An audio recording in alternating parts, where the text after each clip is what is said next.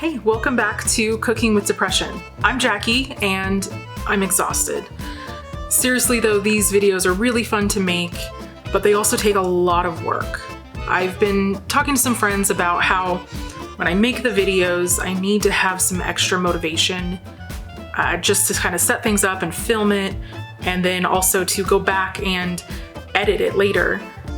So I just kind of want to share about kind of a little behind the scenes of how I'm making these videos a little bit, not trying to whine because I really do love making this and I really hope it reaches people.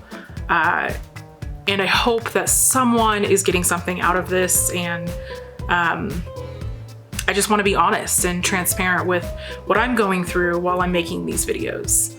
With that said, I'm going to be changing how often I post videos. So instead of every week, I'll be posting every other week starting after this video.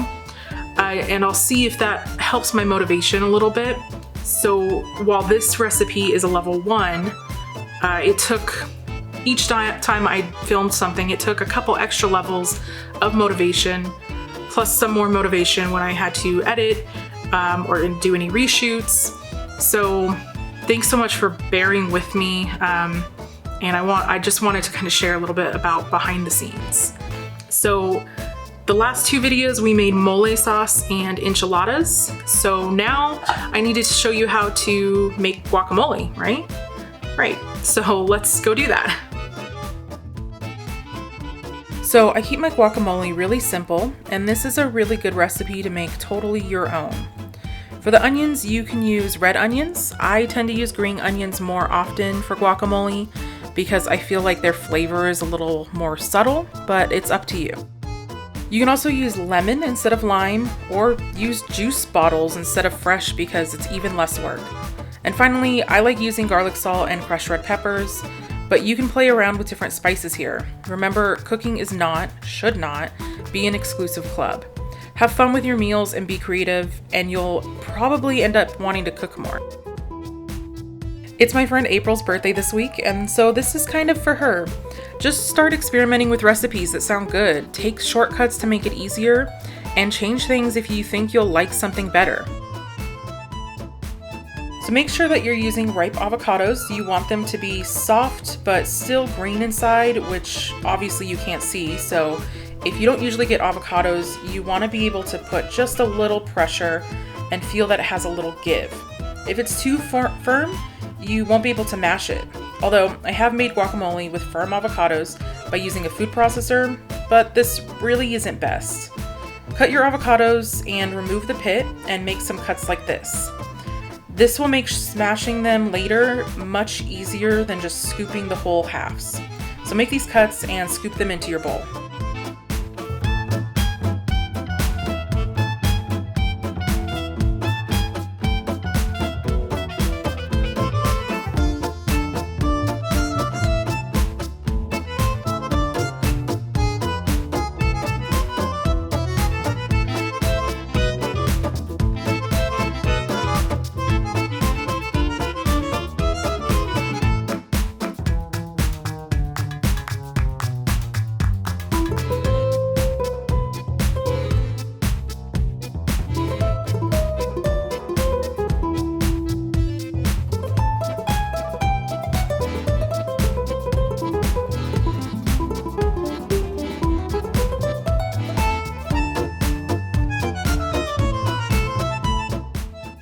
Next, remove the leaves of as much as 2 tablespoons of cilantro, or a nice handful. You can do less, or if you have an aversion to cilantro that makes it taste like soap, you can leave this out or substitute flat leaf parsley. I don't think it tastes the same, but I've heard that if cilantro tastes like soap to you, then the parsley probably tastes a little different to you too. I don't really know though. If someone has this and tries parsley in your guacamole, will you let me know?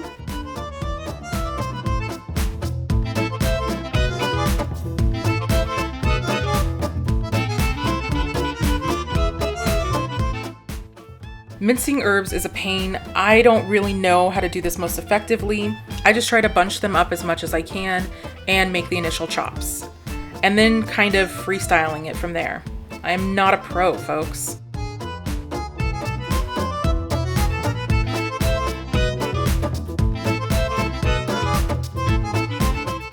All right, add these to your bowl and then grab your onions. Slice your onions pretty thin. For me, I want them to blend in with the rest of the ingredients and not stick out too much.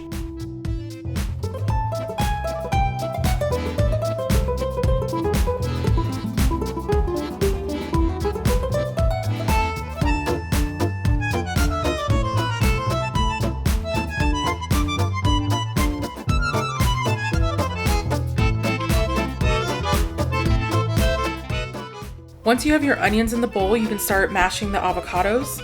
Waiting until other ingredients are in will allow them to mix more thoroughly with the avocados. But don't finish though, because there's still a couple more things left to add.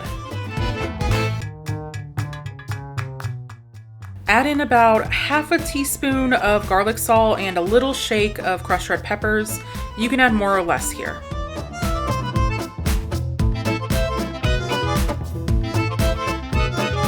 Finally, juice your lime or lemon, or add about 2 tablespoons of juice. I forgot I had a juicer. That would have made this so much easier.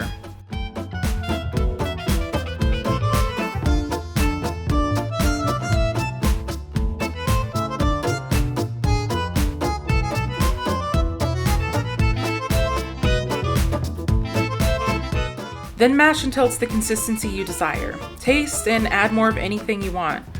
I wanted a little bit more garlic salt, and that's it.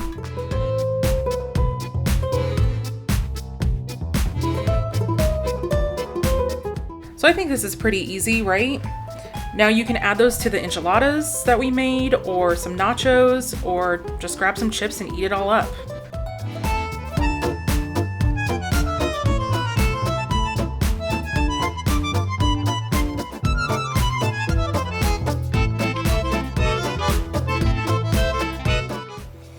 All right, thanks so much for watching, guys. And I know I didn't go over a specific tip today, but maybe I was thinking that my tip really is setting your own boundaries.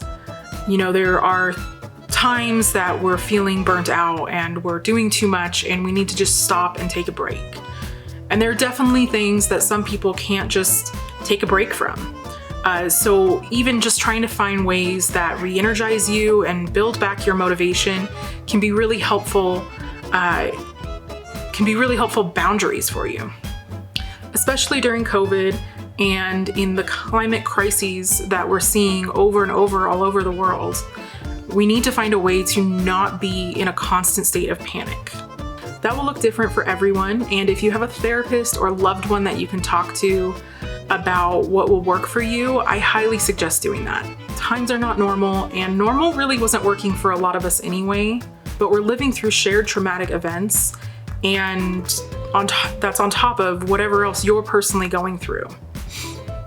So surviving takes a lot of work. I started these videos as a way to provide an outlet to participate in and maybe escape a little into. So I hope you all are taking care of yourself as best you can.